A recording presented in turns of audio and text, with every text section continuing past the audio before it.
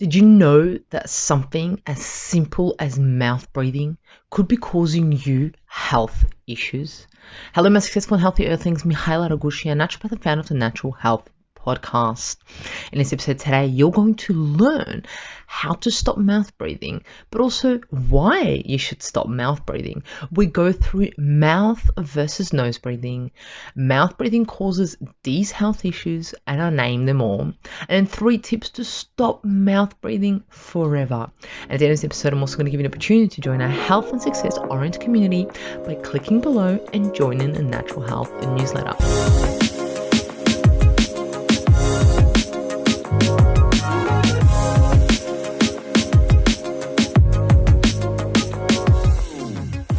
Welcome to the Natural Health Podcast, where we bring awareness of sustainable health in the business hustle space. Natural Health Podcast is perfect for the high-performing business-minded individuals who want to work with their biochemistry to achieve success and optimal health.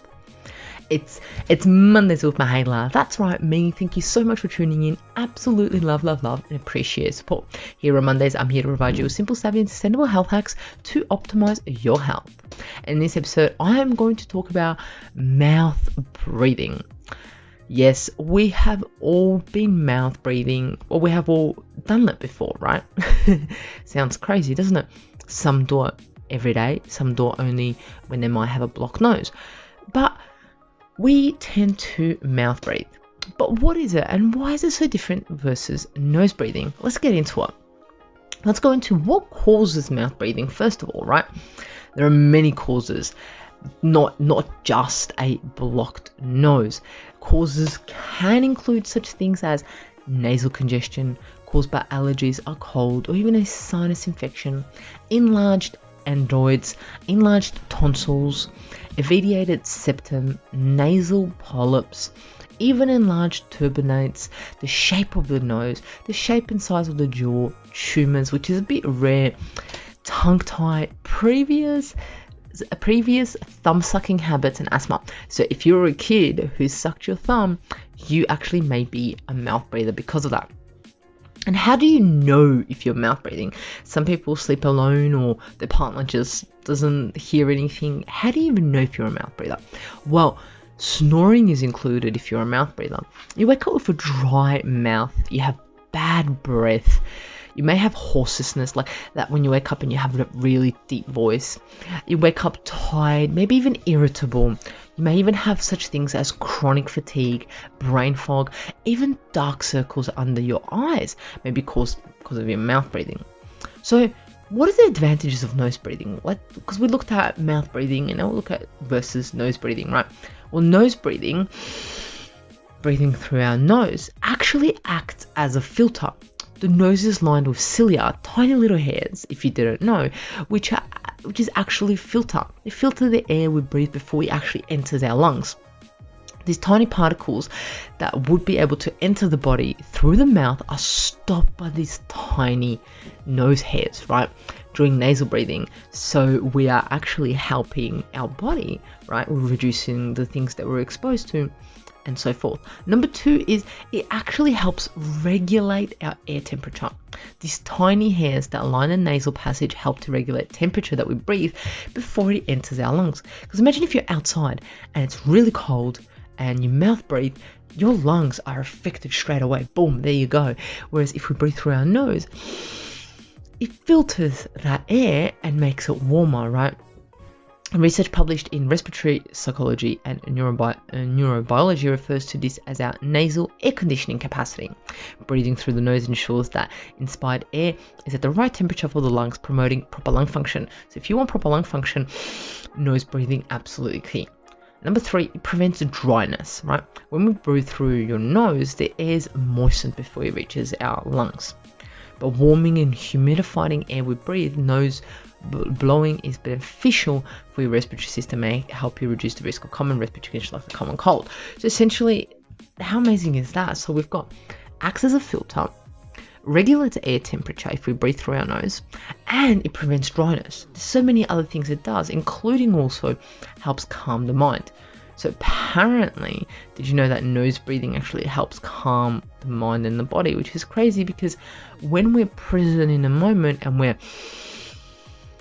nose breathing, actually highly beneficial and calms us. It helps us focus on the present moment, helps us breathe deeper, and also filter that air, regulate that air with the dryness and also the temperature. In addition to that, it also does many other things which you can just imagine, like boost your immune system, because you're not being exposed to this harmful bacteria or anything that you might be inhaling through your mouth without the filter that the nose has, because we don't have tiny little hairs in our mouth, do we? So nose breathing allows the production of also nitric oxide in our sinuses. Nitric oxide works as a toxin-defendant molecule that protects us from infectious organisms and reduces inflammation. Also helps boost our immune systems, and also it also works as relaxing the inner muscles of our blood vessels, allowing them to widen and increase circulation.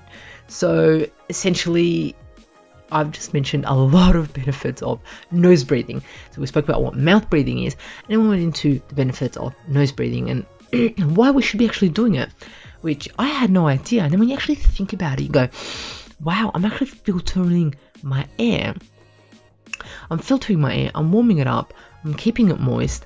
My lungs are like gonna love this, right? They don't want me to breathe in this cold air that hasn't been filtered and that's dry. Okay, so let's now look into that. Now we know mouth breathing versus nose breathing. Let's look at some of the issues that may occur if you are mouth breathing. Alright, so research published in Neuro Report showed that when we breathe through our mouth, it increases the oxygen load in the prefrontal cortex of the brain. This is when we're breathing through our mouth. This part of the brain is associated with our personality, decision making, and even social behavior. Right, so essentially research has indicated that ADHD is associated with impaired prefrontal cortex function. So if that's what ADHD has been linked with, which also causes central fatigue, we can think about and go, okay, if mouth breathing affects that part of the brain, and that part of the brain may be linked to ADHD and also fatigue, isn't that interesting, right? Not only does mouth breathing affect your brain, it is also associated with impaired facial growth, bad breath, sleep disordered, reduced energies, and even speech impairments, right? So essentially, we'll talk a little about kids now. Over time, kids, where they've been mouth breathing most of their time, they actually may get different facial features, right? And even dental development, so their teeth may be more crooked. They may have a long, narrow face. They may have a gummy smile, gingivitis, or even crooked teeth associated with mouth breathing. So if you have kids and they are mouth breathing, they may have these issues, right? So many of these children are misdiagnosed with attention deficit disorders and hyperactivity, right? But it may actually just be mouth breathing causing poor oxygen concentration in the bloodstream, okay? Which causes high blood pressure, heart problems, sleep apnea, and other medical issues. So children who mouth breathe typically do not sleep well, causing them to be so tired, unable to concentrate on whatever is happening around them, and then they get diagnosed with ADHD or learning difficulties and so forth. So it's all an interlinked thing. Some other things, so this is actually a research study that has been pointed to this. Some other things that may be linked to mouth breathing are you ready for this? This is so many. Crowded teeth, dry mouth, digestion issues, poor sleep, snoring, morning headaches, inflamed gums, bad breath, sore throat, cold symptoms, speech issues such as a lisp, ear, throat infections, chewing abnormalities, sleep apnea, poor concentration, fatigue. The list goes on and on and on. There is so many things that mouth breathing can do, right? So now that you know that, it's kind of like, well, what do I do?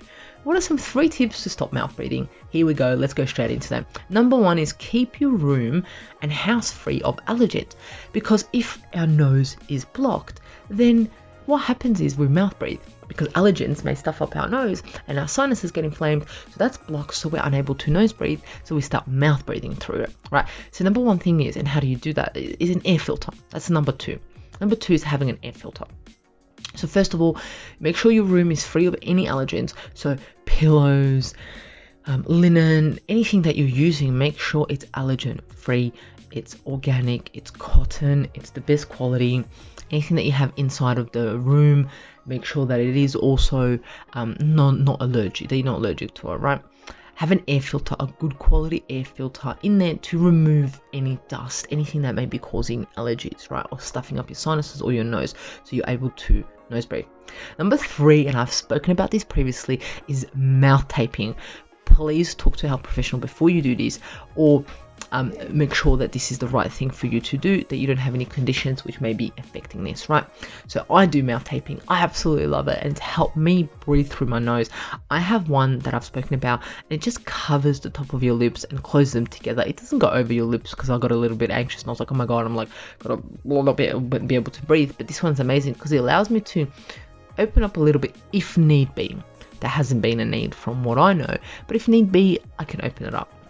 So there you have it, right? Mouth breathing, how to stop mouth breathing forever and why you should actually stop it. So if you don't want any of those things that I've spoken about, digestion issues, poor sleep, morning headaches, speech issues, you don't want a bad immune system, anything like that, you should probably stop mouth breathing right now and ensure that you are nose breathing so that air is getting filtered, your lungs are getting filtered, moistured, and good quality temperature air into the lungs so the lungs are able to do what they need to do, right?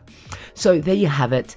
If you have any questions, please feel free to reach out. Contact me at mihaela.raguz on Instagram. I'll be able to get back in touch with you. If you want to join a health and success oriented community, click below and join a natural health newsletter on Friday. Bonuses specials sent straight into your inbox. There you have it. Remember, the missing link between failure and success is your health.